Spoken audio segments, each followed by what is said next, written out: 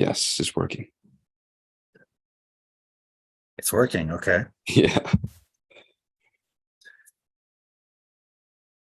I'll just change the title real quick. Yeah. What do you think it should be? Well, I think we should talk about leadership and great men.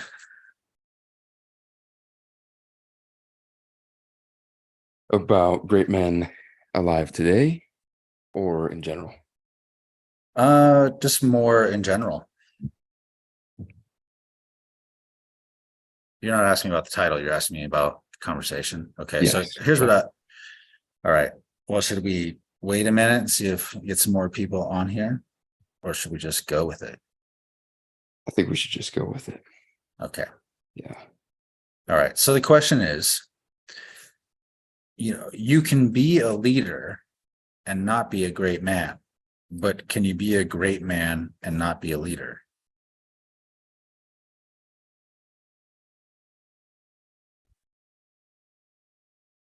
You know what I'm saying? Yeah. I don't know. I don't know if you can do that because the only other types of people that are labeled as leaders at least are like politicians, for example. They're labeled as leaders, not like they are. But obviously they aren't great men. Okay, but you have people like Kit Carson, seemed like he was, I mean, he certainly wasn't in a formal position of leadership, although he was sometimes, I guess. He really was. That's not true. I just think of more of as like a rogue, like independent actor. Um, but no, he wasn't some actual leadership roles. So, because that was my thought, is that you probably can't, is that there are a lot of leaders who are not great men, but there probably aren't many great men who aren't leaders. So if that's true, then what are the characteristics? Like, why is that true? What are the qualities that makes that true? Well, they definitely tend to be good at something. I mean, I'm thinking of Dave right now. Someone Right. who Okay. isn't in a big leadership position most of the time, and how he doesn't try to put himself in those positions usually, but because of what he does and how well he does it, he ends up teaching classes on those Right. things. And you have, I don't know if you can look up the video you did about him, but it's probably Yeah. worth sharing that just so that if anyone is interested, they can look him up. This guy's definitely one of the most unique people I've ever met. And, you did a whole kind of breakdown of his background, but, yeah, he wasn't in a leadership position. But so what were his qualities that made him, what were the qualities that where you think there's him being a leader and him being a great man, where they overlapped, where they're the same? So you said good at something. He's good at something, very, very good at something. He's easy to talk to. I think that was one good thing. He was usually, if he wasn't neutral, he was cheerful. That's Yeah. another. Yeah.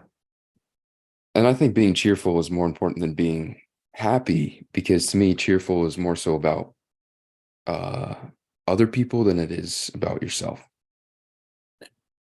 Yeah. I mean, it depends on how definition of happiness, because that's just like the Stoic definition of happiness or the ancient Greek definition of happiness, which is like much more about excellence and engagement with life, like facing life more than it is about feeling contentedness or, freedom from pain necessarily. So, but yeah, cheerfulness is more important because it has to do with your engagement with the world than happiness. And also focusing on your happiness will not make you happy. I think that's the biggest reason why it's not worth focusing on happiness. It's just because it doesn't work. It doesn't actually cause you to be happy. So it's a vicious cycle. Okay, so but he's got that. He's cheerful, which means he like elevates the energy.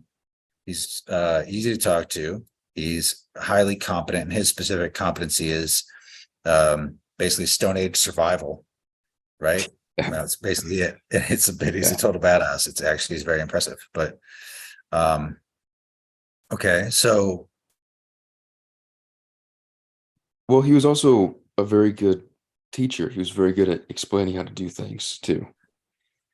And he wasn't one of those teachers that's always in your face telling you what to do and to follow these certain steps, but he actually showed you what to do, like with the what do you call it? The fire bow. starter.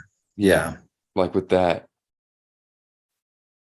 it was more him just leading by example and showing you how to do it rather than saying, uh, first it's this, then it's this, then it's this. Because I think it's much easier to learn when you're just doing the thing instead of being told how to do it and then doing it.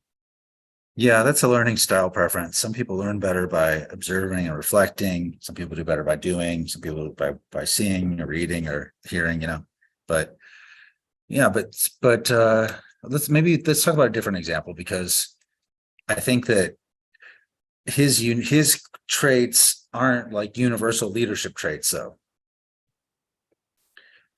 I That's mean, true. I'm not the ones you described are not Yeah. the universal. So, what a Venn diagram is, we have the three circles Yeah. Yeah. and they all overlap in one place.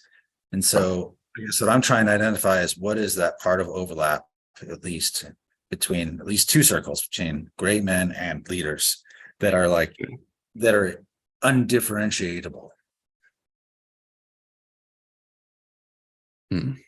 And so would be kind of, well, my theory is that it's universal, and at least in some respect. Well, how do you think Kit Carson was good at leading people when he did lead people? Well, um,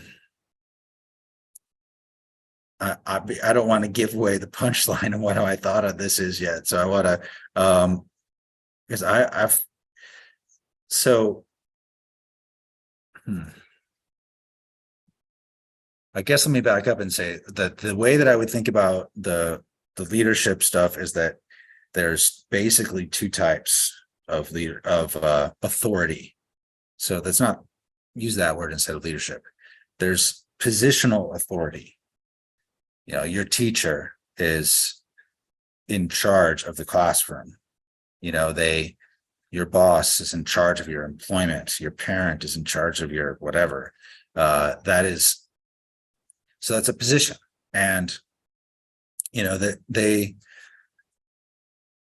that position comes with some, I guess, authority to dictate some of the terms of, the consequences essentially for the people that they're responsible for. So there's that positional authority. And then my theory is that most people think of leadership as that. It's, the CEO, or it's the Right. whatever, the boss, the parent. But the other side of it is moral authority. So there's positional authority. It's because I got the job. I technically can fire you. I technically can give you a raise. I technically can write you up. I technically can do all these things, to you, if so you want to be in my good graces and go along with the program. Because I'm through technicalities, I guess I can lead you. That's carrot and stick kind of things. And then there's moral authority, which moral authority is much harder to describe, I guess. And my thought is that people like Dave and like Kit Carson have a moral authority about them, which kind of makes it so, like you were saying with Dave being a good teacher, Yeah. he doesn't have to coerce you. Right. You know what I mean? But you want to learn. You want to. You want to. I actually have a video coming out on Friday about the word gravitas. And I think that's a good example of what good leaders have, because in Rome it meant having weight, like Yes. gravity. Gravity. Yeah. Yeah. Yeah. Substance. That's moral authority. I think that's the same thing. I mean, um, I think they're in the same, they're fundamentally the same. As I mean, a lot of people will present with gravitas, might be showy, whatever. They, and this can be useful to have practiced gesticulations, like to Yeah. carry yourself in a way where with dignity, and that can help, poise, that can help with gravitas. But, but it's not necessary because, Socrates did not carry himself with gravitas. I mean, not in the way that the traditional, I mean, of course he was Greek, not Roman, but I mean, not in the way that the Romans would look at as, gravitas. He was pretty sparse, he was blaspheming essentially, constantly. So, but he had moral authority. He had clear moral authority. And to the extent where, Athens was shamed because he forced them into doing something deeply unethical that they knew, and they regretted and tried to unwind, but they couldn't. So You mean by having him? commit suicide. Yeah. Yeah, that's moral authority. That's drawing a line. And so the fundamental. So I guess let's go back to positional authority first and kind of go through some examples on that. So and everyone has experienced this, and I think that a big part of what's wrong with the world right now is because people don't understand the difference between positional authority and moral authority. And they almost think that positional authority is enough, and it's not. Positional authority. So it's a parent who says, because I said so. Why do I have to do this? Because I said so, do this or you're grounded, like that kind of stuff. It's like, I'm the boss, you don't need an explanation. That's that kind of stuff that you'll get from a parent. Because I said so is like one of the biggest ones here. It's so ridiculous. And like in a boss can fire you. They can give you a raise. Like I said, they can write you up if you're late for work. And so technically it feels like they feel like often they have control over you. But that positional authority is designed to enhance moral authority and not to be a substitute for it. So like a boss is not there to make sure you follow, you don't break any rules, basically. That's not what a boss is there for. Like as a leader in a company, they exist to, I guess, to unleash your creative capacities, to try and, because a great boss, a great employer, a great entrepreneur, a great whatever executive will create an environment where his people can flourish. That's fundamentally what their job is. Let's create that environment and hopefully have enough of a mission or a purpose or something or some really difficult challenge that they're trying to solve that engages people and brings out their best. And the whole idea of whether or not you showed up at work at 8:00 is irrelevant. That's such a ham-fisted way of knowing whether or not somebody is doing their job. I mean, I always wanted, and I certainly didn't always achieve it, but I wanted to create an environment where my employees would think about my problems when they were in the shower in the morning, not their own, but mine. So how do I enlist their creative capacities and solving worthwhile problems for them, making this larger vision worthwhile for them to sacrifice for, and only with moral authority can you get people to do that. You cannot do that with positional authority. You could just make sure that people, when you're looking, are not breaking the rules. Does that make sense? Yeah. Right. That does make sense, because even in school, there's the principal and then all the teachers. And I would notice that as soon as the principal came around, the teachers act different. Teaching, exactly. It's So, not even just the teachers and the students, right? It's the teachers and their boss. Yeah. they'll stop playing a video on their big screen and they'll start walking up and actually Yeah. Interacting with the class. Right. So Yeah. Yeah. Because so that's exactly how it works. So, like with positional authority, you can get compliance from people, just like a parent, they can get compliance from their kids when they're looking, yeah, but only when they're looking. Like if you use that positional authority, that authoritarian kind of, put the screws to somebody like that, all you do is you push whatever natural behavior is going to occur underground. It doesn't go away. It just becomes hidden from view.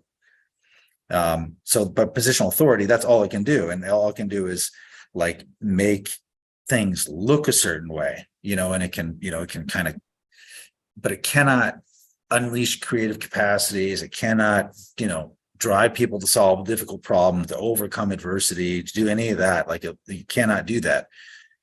Only moral authority can get that out of people. But the question is, where does moral authority come from? And that was like the core point that I had in the beginning. What is it?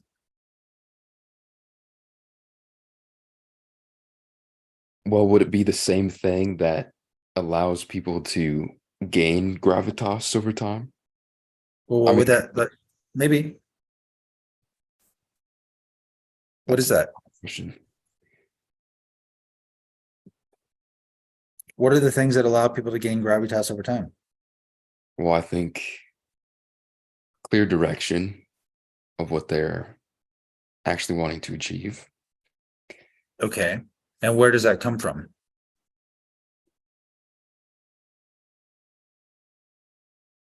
I think it can come from a type of moral code. And I don't think it has to mean like um thou shall not kill or something like that, but just like an idea. Because to me, a moral code is like the idea someone has of themselves in their best, like the best version of themselves. And that's how they want to act, right? Yep. So, but I think within that, they have their end goal in mind too. Yeah. It could be a goal. Could be a goal. But I think you're on the right track. I mean, I would think of it as fundamentally, I see at the end of the day, leadership is service of some kind. So I think the reason how you get moral authority is that it becomes obvious to the people around you that you believe in something much greater than yourself, an ideal, a standard, a God, whatever it is. But that the Roman Republic, I mean,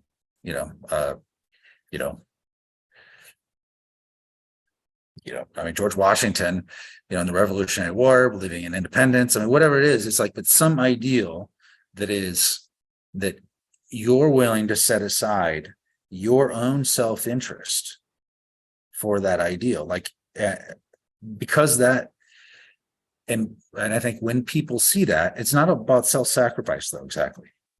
It's not self-sacrifice. Like especially when I was your age, I would, that's very enticing to every young man. Everyone loves a revenge movie. You kind of wish that someone, darkly, you wish that something terrible, some tragedy would happen. You would have no choice but to take out vengeance on everyone around you, Or you go off and fight in some great war and exactly. Right. Yeah. And thinking it's meaningful in some way, because you want that, you want I think that it's the masculine urge to be of service to something, to recognizing that you find your full potential only in service of something that is way beyond you. And it's not another person, it's not, it has to be something that is eternal, because it's an ideal. And so it's not conditional on relationships or like a status within or whatever. So a goal is almost I don't see it as a goal so much as I see it as an ideal. And you can see it, but it can manifest itself as goals. So like, just to go, more to a specific example, if you look at like, as an entrepreneur, you look at Steve Jobs and Apple, that's a common, well-known story.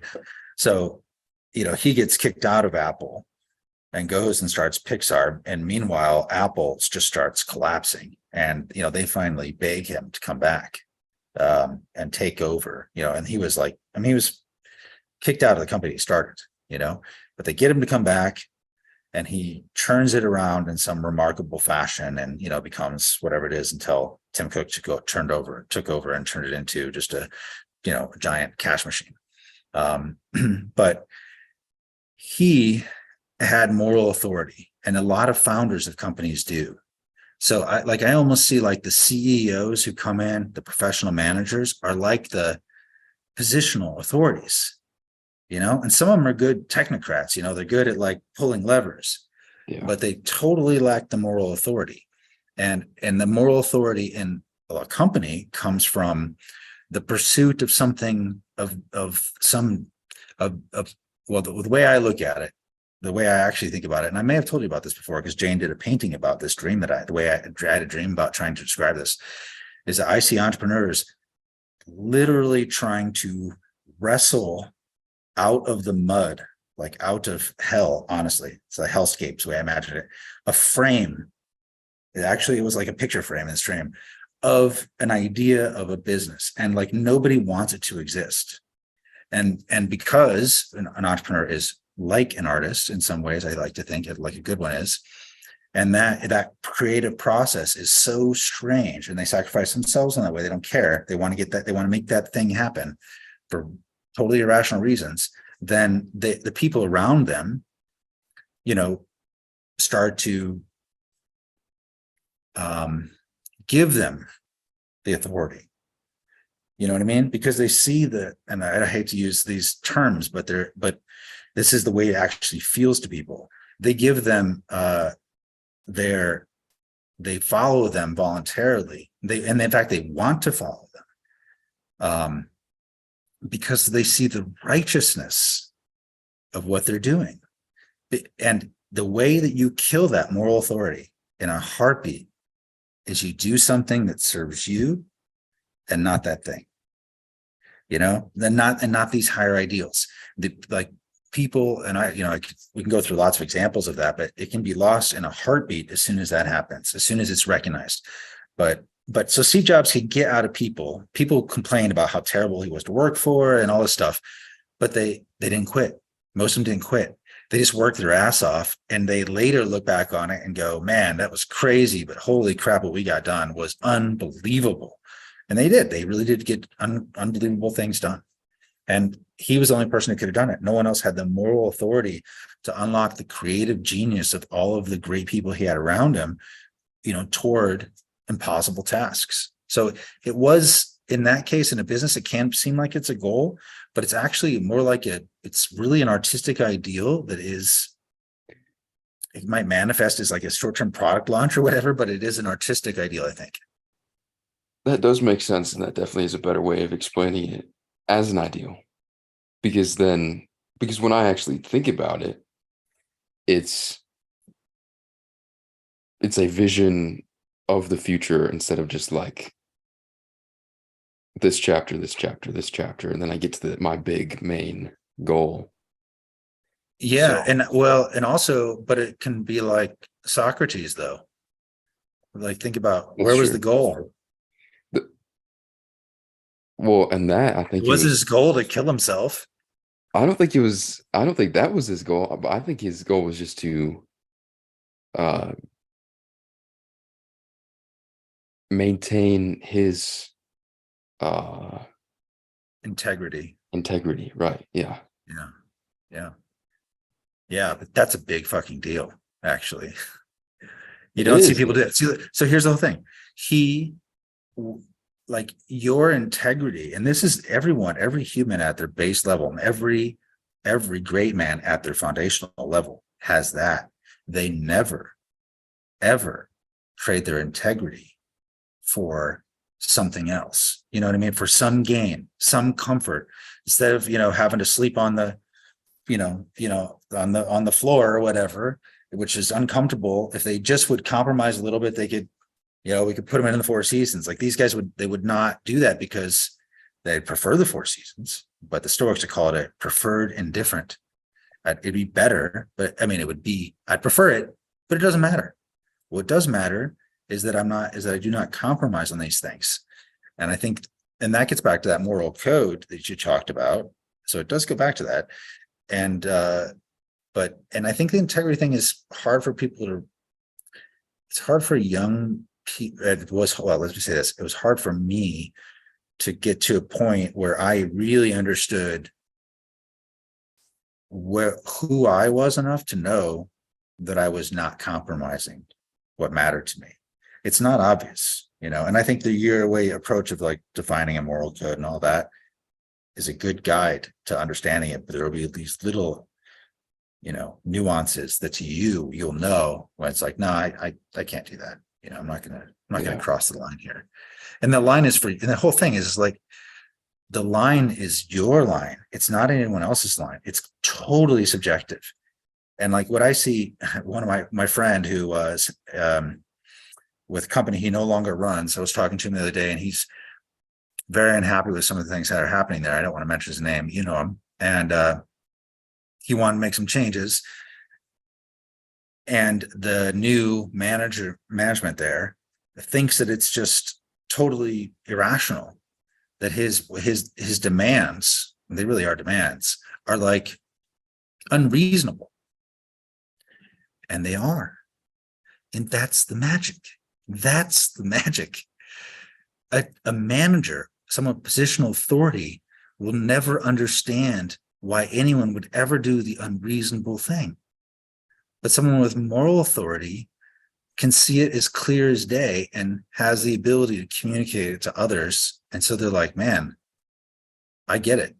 I want to be on that train, because clarity is a gift. It's the greatest gift, that you can give another person is clarity.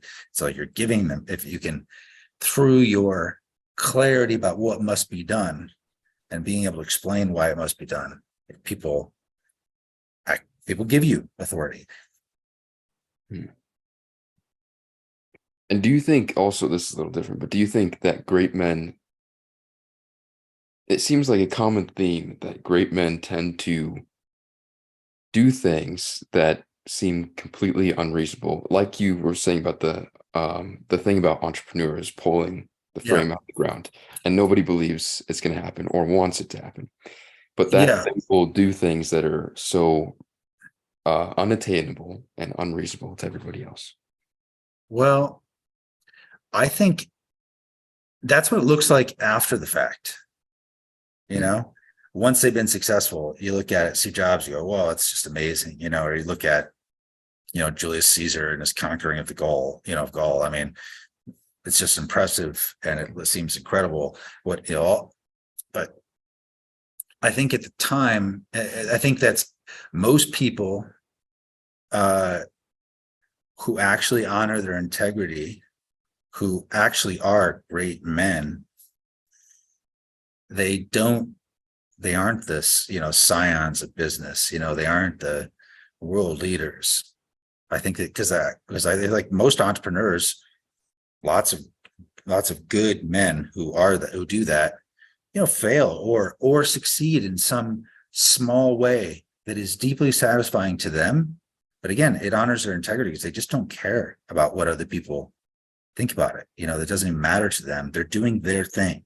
They're doing their thing in their way, but they don't ever register, I guess, as a great man who accomplished these great things.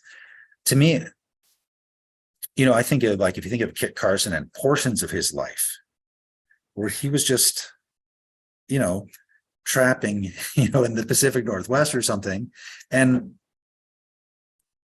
he was living as a great man, because my reading of his life is that he was honoring his integrity that whole time. He knew what in his mind what was right and wrong, and he wasn't violating it, and he was doing his best as he saw it and doing his thing,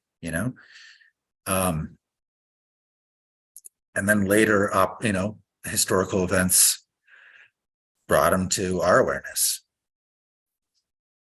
So I guess what I'm saying is that Um, in retrospect, what the great men are doing looks like a heroic deed, but in the moment, it looks like somebody who just is kind of has direction and is unreasonable about things that don't often make sense to other people. Now, but their unreasonableness is usually about their own work, or about themselves. It's not about, you guys gotta, you need more diversity on your board or whatever. It's not about that. It's about themselves and standards and success of some kind, or creating something. Yeah, that does make sense, because it definitely seems like people don't see it as heroic, like you said, until the very end. No, you look like I think people think you're an idiot. I think that people thought that, various times I know that people thought that Steve Jobs was an idiot and a failure. That's why they kicked him out of the company. That's what it looked like. But because they couldn't see the magic, they couldn't even understand it because they they couldn't see it. They couldn't see it on their own. They couldn't understand the unreasonableness. But anyway, so I guess my main point with all this was that there are characteristics that leaders have that overlap with what great men have. And I'm not sure, I wasn't sure what that fundamental base is, but I guess, except for I saw it as they are in service of an ideal. And sometimes that ideal will have broad appeal, where a lot of people will be swept up by that ideal. So it could be, again, it could be Alexander the Great, trying to conquer the known world, or Genghis Khan or something like that, where the ideal is just so big and so clear, so good at conveying it and living it that you can enlist lots of people's creative energies in it. But other times that vision or that ideal could be something much less saleable, that a lot of people are less interested in. But in my mind, it's not less valuable, because the root of it is the same, and that if nothing else, that boils down to someone's integrity. And this is the thing that I see almost everyone today is willing to trade for money or advantage or fame or clout or whatever. Like, everyone's willing to trade away integrity for that stuff. And, it's easy for me to say now that I'm somewhat successful, but it's not a trade worth making. Most people do it though.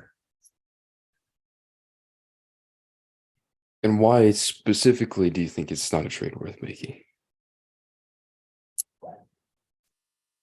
Because it's like playing for the crumbs. It's Lulu sleeping, streaming. It's playing for the crumbs, it's like it's playing for table scraps, it's following instead of leading. It's playing someone else's game. It's like, oh, if I can get in there, if I can create an angle in this, that I can get a little bit of that coming my way, Right. And that's not to say you should engage in doing deals with people and business with people, and it's okay. It's definitely okay. It's actually honest and healthy to make money. It's one of the great feedback mechanisms in life to tell you if you're doing a good job. If you're getting money, it means you must be doing something right most of the time. But too many people are willing to just look at, what do I have to do to get what they think that they want? And they're willing to trade the only thing that's actually valuable that they have or could have, which is this moral authority, and the moral authority at the end of the day it's the thing that makes it so you don't care if you don't have any money. You don't care if what people think of you, because you want people to like you and you want to have money, you want those things, but they're preferred indifference. What you can't tolerate is what Socrates couldn't tolerate. You couldn't participate in a fraud. He wouldn't participate in the fraud. and he was unwilling to do that. It's not that he was willing to kill himself for it. He was just unwilling to participate in a fraud, period. Right. And so, why do you think so many people sacrifice their integrity for that when they, especially a lot of people who previously seem like they care so much about their integrity? Like, who's an example of that? What do you think? Why would you say that? Well, it's hard to think of a specific example. All the ones I can think of are like current events people or political people. Yeah. Stuff like Well, that. those are good examples, though. Like, I mean, to me, one of the great examples with this is Trump, because not that one should have expected a lot from him in the beginning, but there's a guy, a former Marine, special forces sniper guys, recon sniper named Clay Martin, wrote a couple really interesting books. I follow him on Twitter, and he said, the reason I don't like Trump is because, or I don't support Trump, is because he stood in the breach, and he failed, or he quit. He backed down, something like that. He said it better than that, obviously, but he stood in the breach and he backed down. And he said, we don't have time for cowards. We can't afford cowards at this stage. And, he's kind of an extremist, to be honest. This guy really is. But he's killed a lot of people in actual fact. So he's got a very different view on the world, because he's done it professionally for a long time. He was very good at it. But, he sees, he was there. It could have counted, and he chose to back down. And a lot of people who like Trump make excuses for it. But, for me, it's like when his supporters are languishing in prison for 2 years, and he doesn't even, this billionaire doesn't even, fund the defense of some of the ones who clearly, didn't do anything violent at all, or at least try and get him out on whatever, but not defend them at all, I feel like is bad. And even, the supporters of MAGA who, were wearing a hat in public and got assaulted, didn't pay the medical bills or, anything like that, didn't even offer, because it's about him, really. It's really just about him. And so when he's willing, and that's where you see the moral authority, like, okay, everybody goes, yeah, he's different. He's saying the right things. He's my guy. It's good. And then as soon as he goes, oh yeah, but I'm taking this for me. Oh no, this is more about me than you. Then it evaporates. And there's still a lot of people who obviously still support him, but the moral authority will never come back. Now it's just, hope and illusion, I think, that fuels people on still, and lack of any other option. But I think that's a good example of somebody who had moral authority and lost it. And I think you see it in lots of other people today with, it's been really surprising, with the financial markets. And I guess, I don't know if those details matter, but, you see Silicon Valley, VCs basically demanding the government bail out the bank where their deposits are. These guys who are supposedly libertarian, but then as soon as their deposits are threatened, they're like, so something must be done. Just like, there you go. You're just serving your own interests. You have no principle whatsoever to guide you. Because as soon as it costs you, you feel differently. That people like that run the world right now.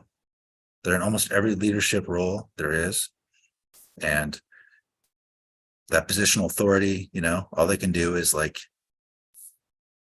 use little carrots and little sticks to try and get people to do what they want.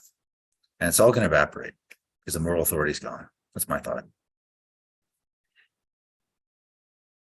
Do you feel like you see more people choosing moral authority No, than before? I think people don't know what it is. Well, you mean before did I see it? I feel like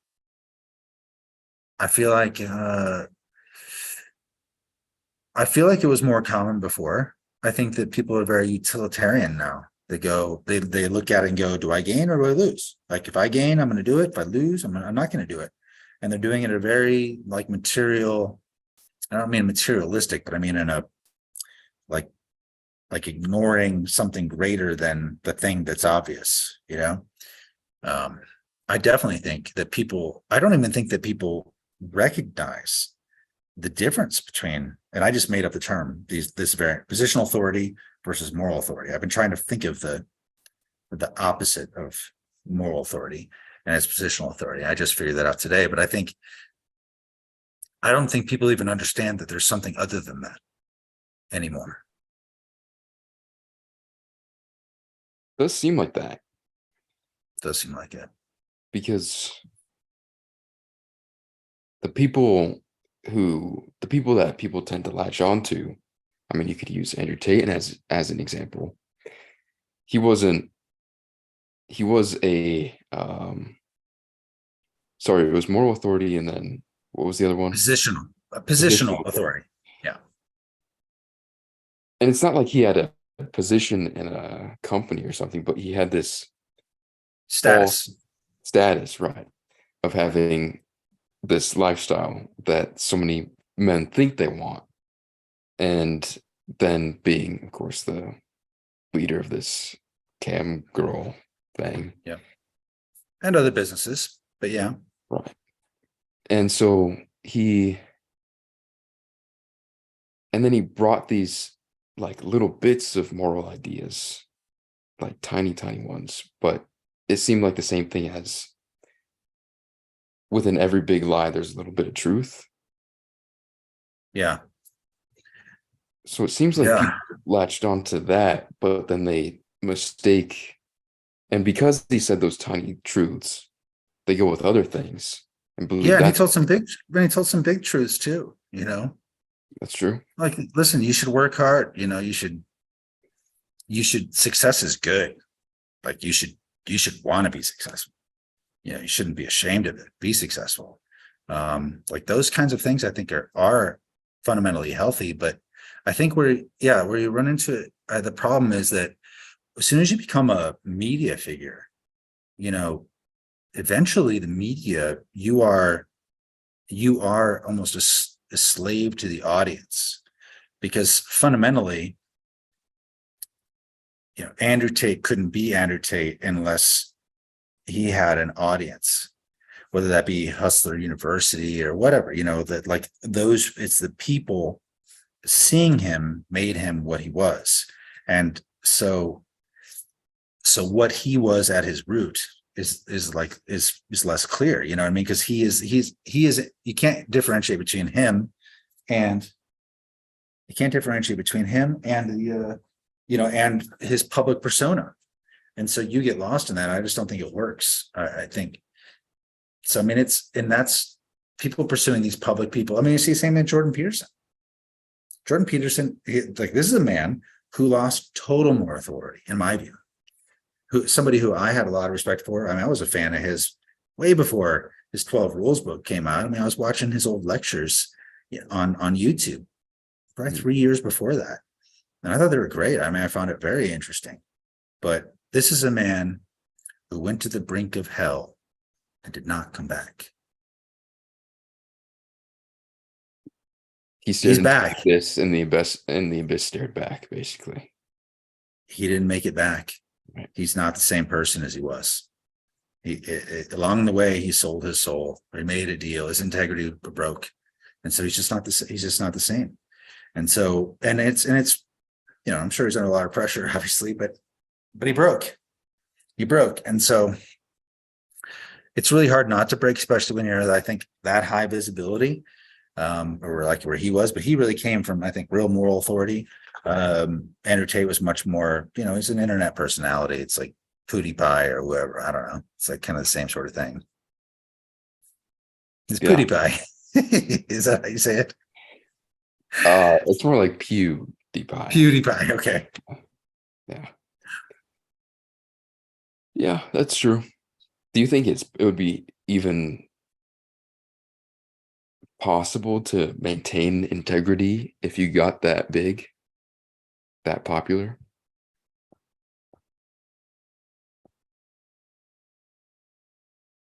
Maybe not. Maybe not, because the things that you would have to do to make you that popular, like I said, it becomes hard to know what you are and what people see you as. Like, you know, that's not the same. And you end up kind of optimizing for the audience. You know, in order to be that big, you have to, you know, there isn't likely to be a natural. I mean, that's exactly what Jordan Peterson did too. I mean, he optimized for his audience. You know, he wanted a bigger audience. He wanted to fill these theaters, and he wanted to, and so he was willing, you know, he wanted to focus on certain topics and not focus on other topics. And he wanted to take a stand on, and he signed a deal with the largest agency company, you know, in the world, like the talent agency. You know, they have very strict standards. You know, these are the people who basically destroyed Kanye West, by the way. That's who represents him. No. So it's CAA. So that's who represents him. I mean, they have all the, like, you know, all the talent. You don't go against them, obviously, even for Kanye. Kanye has integrity. Kanye is a man who has maintained his integrity, actually, but he's an artist. And artists, it's easier for, because artists are in service of something they don't even understand completely. But they are in service. And when you're in service of something, this is the other thing. This last thing I'll say about leadership is that people have a wrong idea of it, because they only think of positional authority. They think of, if you're the boss, you get better pay. You don't have as many people telling you what to do. You know, you get these different perks. You can boss people around. You have all these people to help you with your work, all that other stuff. That's the way people actually see it. They really do. And so they aspire to those positions so they can have the enhanced lifestyle. But the opposite is true. Leadership is a problem. It's a burden. It's a deep responsibility. It sucks. It's a heavy thing to carry. You know, like when you have dozens of families who depend upon you, the success of the company, in order to feed their kids, that's a huge burden. It sucks. And people, like, it is not something where you know, you're footloose and fancy free about it. I mean, you're weighed down by the burden of it, and you want out of it. Most want out. You know, there's this Roman general, Cincinnatus, I think is how you say his name. You ever heard of this guy? Sounds familiar. You should do something on him. It's very interesting. Definitely a great man. So Cincinnati is based upon, you know, him, the name of that, but his Roman name was Cincinnatus. And he was a farmer, a general, retired, went to his farm. And then there was some great demand where they needed him. He came back, became the dictator for a limited, you know, they got the Senate gave him dictatorial powers for a limited time to deal with this consequence of the empire. Once it was dealt with, he turned over authority back to the Senate and went back to farming. Yeah. You know, like, he didn't want the burden. He just knew he had to do it because he could do it, and it needed to be done. And so he accepted the burden of it, but he didn't see it as an opportunity to embellish, you know, his position, his status, his lifestyle. He saw it as what it is, an obligation, a responsibility. Yeah. And not enough people. Well, that was one thing that Jordan Peterson did say before, how you need to take on more responsibility. Yes, and I think he's right about all that. And I mean, all of his early work is great, but he's not a great man. You know? Would you say he was? He could have been. Could have been. I think he would. I don't think he was. I think he was a genius in some of his ideas and his ability to communicate about it, like actually a genius. I definitely think that. But you can't be a great man unless you pass that test. I just don't think so. You know, where your integrity is fully tested, and it just seems like he just he folded. Like he is a husk of a man. He's bitter and angry. He's not, his soul didn't come back on him. I don't know. It's the strangest thing, but his early work is great. And for a young man, I think he had lots of really useful things. I mean, definitely find something heavy and pick it up, whatever it is, something around you, and take responsibility over something. And you will find yourself in that responsibility, because you will find your integrity in that. You'll find, and as a young man, especially, you will find you can only find yourself when you are in service of something that is bigger than you.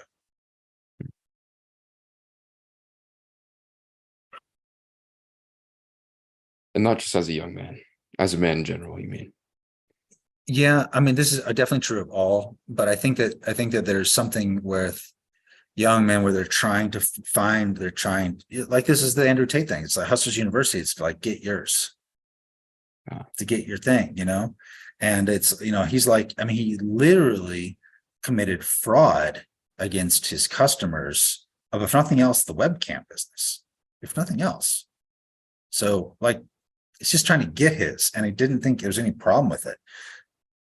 And I think that Hustler University, I think that embodies that to some degree. I'm not a member. I don't really know much about it. I've heard some positive things from some people, but I think that, because I think there are good men in those places, but I think the idea that you are willing to you get yours and it's fine, that's a huge mistake, because I think people are not going to find fulfillment out of that. They're not going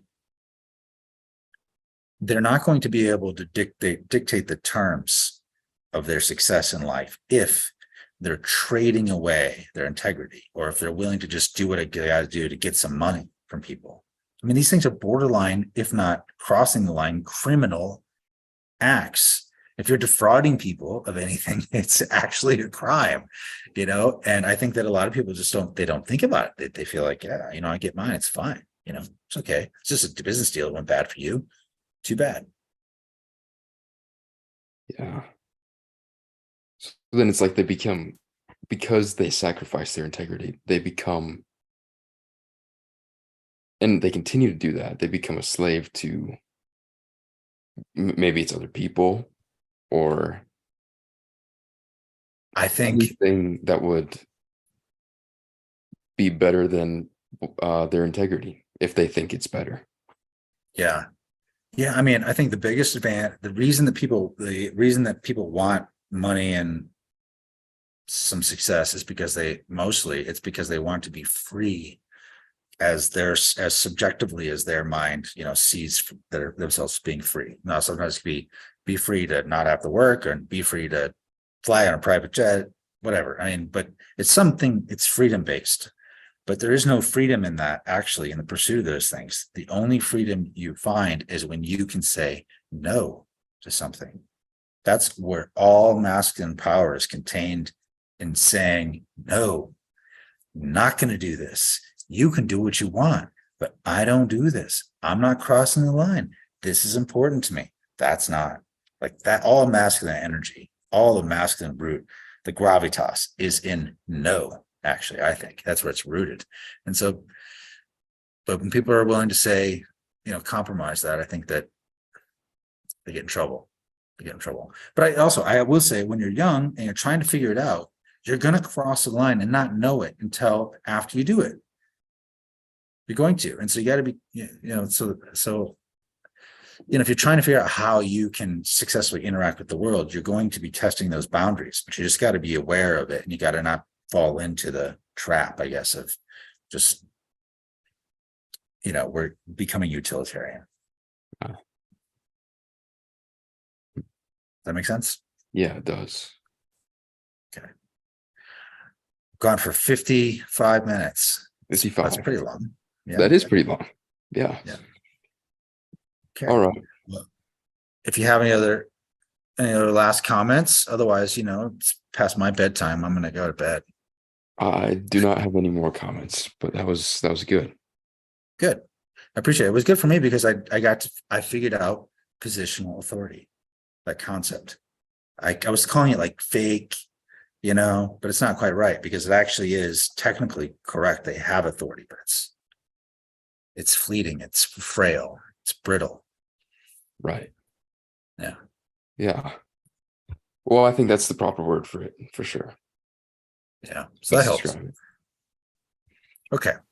All right. I'm going to I don't know how to stop this live stream. Yeah, I'm going to go ahead and stop.